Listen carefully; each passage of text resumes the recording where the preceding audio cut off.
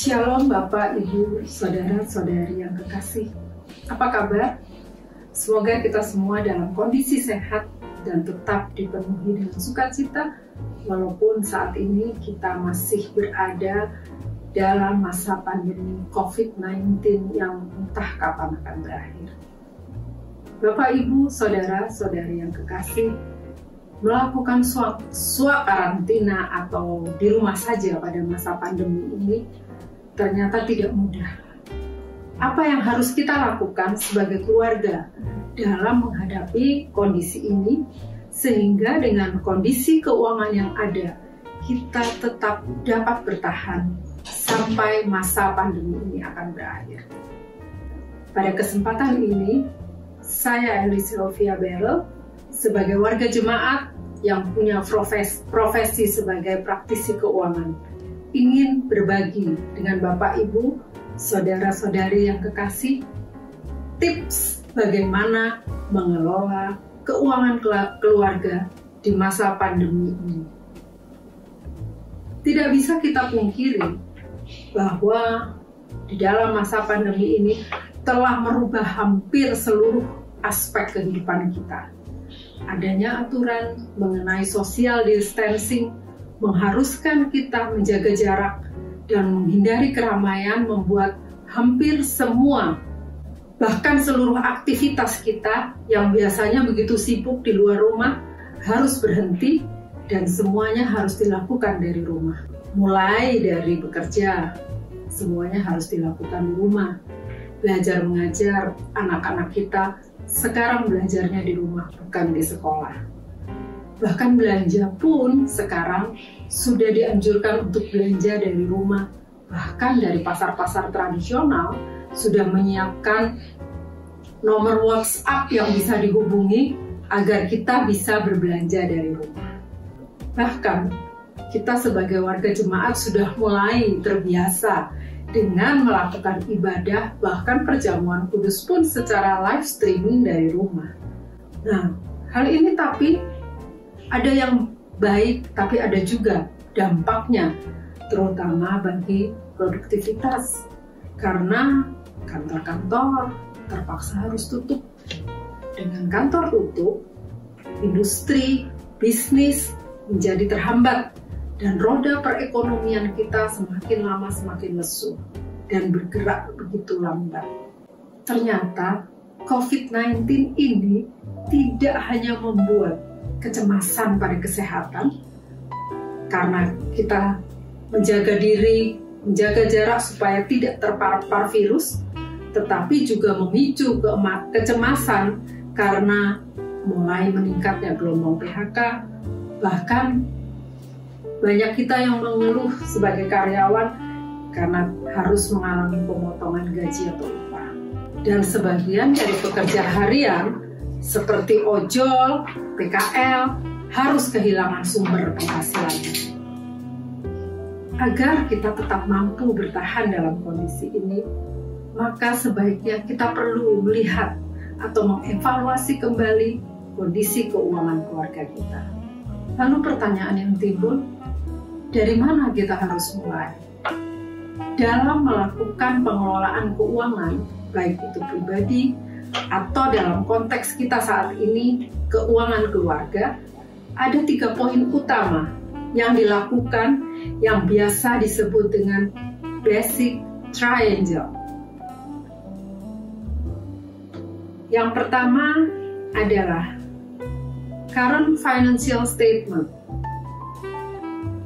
Apa sih sebenarnya current financial statement itu? Lebih mudahnya kita menyebutnya dengan melihat kondisi dan kemampuan keuangan kita saat ini. Kemudian yang kedua adalah risk profile atau menentukan profil resiko. Kondisi keuangan kita saat ini seperti apa sih? Atau bulan depan kita berapa sih terimanya? Nah, dan yang ketiga adalah goals, menentukan tujuan keuangan. Nah, ketika kita berbicara mengenai goals, dalam konteks kita ini, maka goals-nya sudah pasti, kita mampu bertahan dengan kondisi keuangan yang ada sampai masa pandemi ini berakhir. Nah, sedangkan untuk menentukan profil risiko dalam hal ini kita sebagai keluarga harus terbuka. Kita harus duduk bersama orang tua, anak-anak, atau anggota keluarga yang ada di rumah untuk sama-sama kita saling terbuka. Misalnya, mulai bulan depan ayah terpaksa harus tinggal di rumah, tidak bekerja lagi karena di PHK. Atau kita bisa bilang, mulai bulan ini gaji sudah dipotong. Dalam hal ini kita harus terbuka. Mungkin kita harus menyampaikan kepada anak-anak dengan bahasa yang mereka mengerti. Sehingga mereka juga tidak ketakutan misalnya, waduh, nanti saya nggak bisa sekolah. Tapi kita menyampaikan dengan memberikan pemahaman kepada mereka bahwa karena adanya pandemi saat ini terpaksa gaji harus dipotong, atau salah satu terpaksa tidak bisa bekerja lagi, misalnya ayah atau ibu. Nah, dengan bahasa itu kita akan sama-sama nih menentukan bagaimana untuk kedepannya. Nah, setelah itu kita mulai dengan berbicara mengenai posisi keuangan kita saat ini. Misalnya, kita masih punya tabungan loh, tabungannya sekian. Lalu semua yang ada, misalnya kalau bapak ibu yang mungkin rumahnya dikosin atau yang ada hasil dari berjualan di depan rumah atau apapun sumber yang bisa memberikan penghasilan, itu kita harus hitung semuanya disampaikan dan kemudian dibuat list. Kita akan masuk dari current financial statement. Dalam kondisi ini kita kumpulkan semua apa yang menjadi sumber penghasilan, berjualan kah atau apapun, sehingga kita bisa tahu persis berapa sih posisi keuangan, yang posisi gaji atau posisi uang yang kita terima dalam bulan tersebut.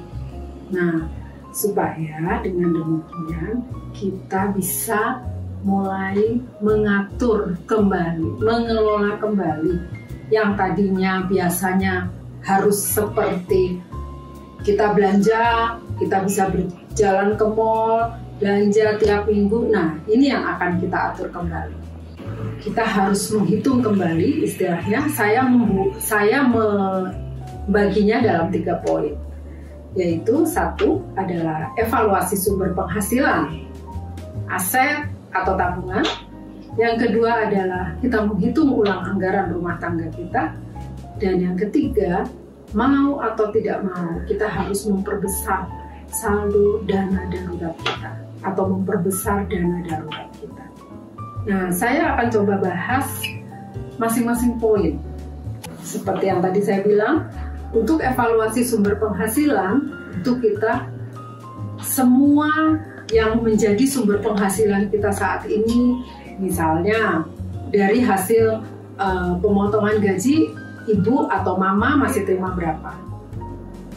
Papa mungkin karena di PHK atau kemarin terakhir bekerja, ada berapa uang yang didapat? Nah, terus kemudian kita masih punya tabungan nggak? Saldo tabungan kita ada berapa?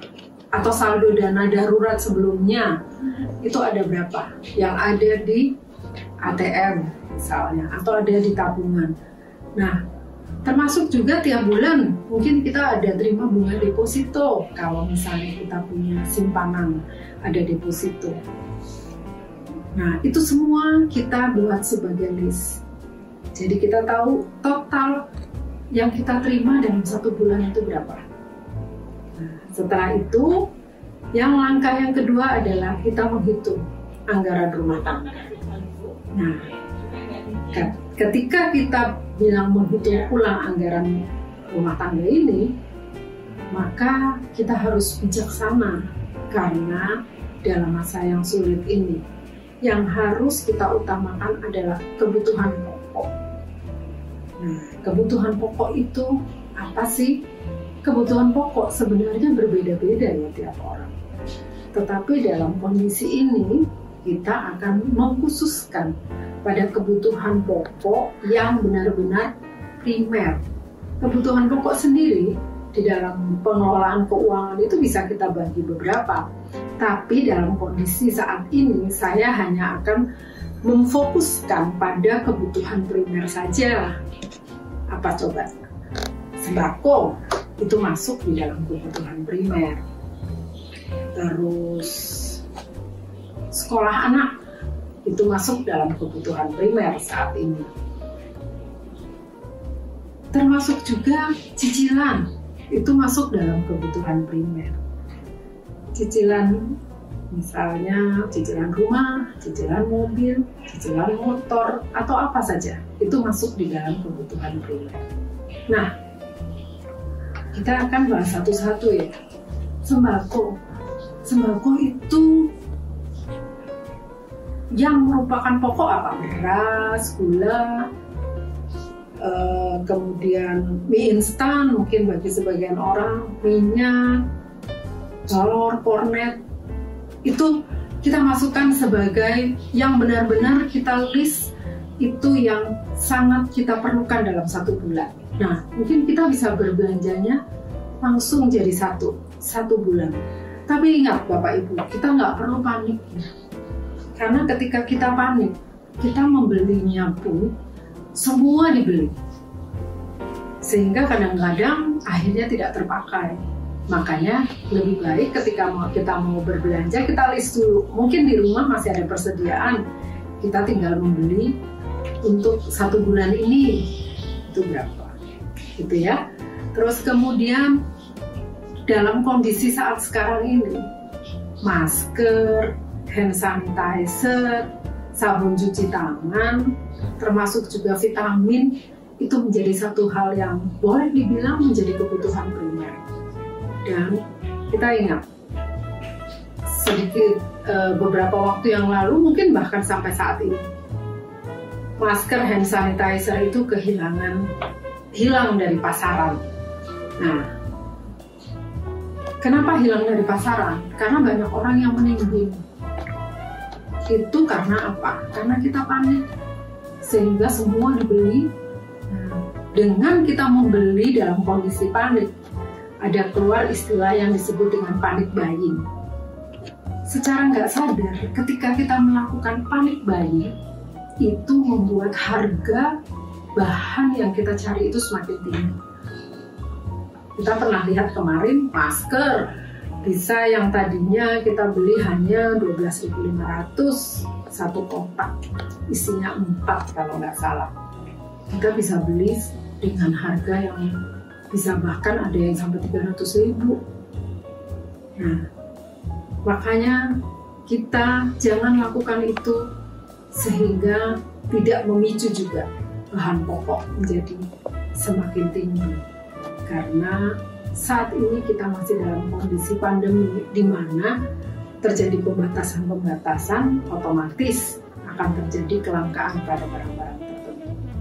Jadi dalam hal ini kita membeli secara bijak sehingga orang lain juga kebahagiaan.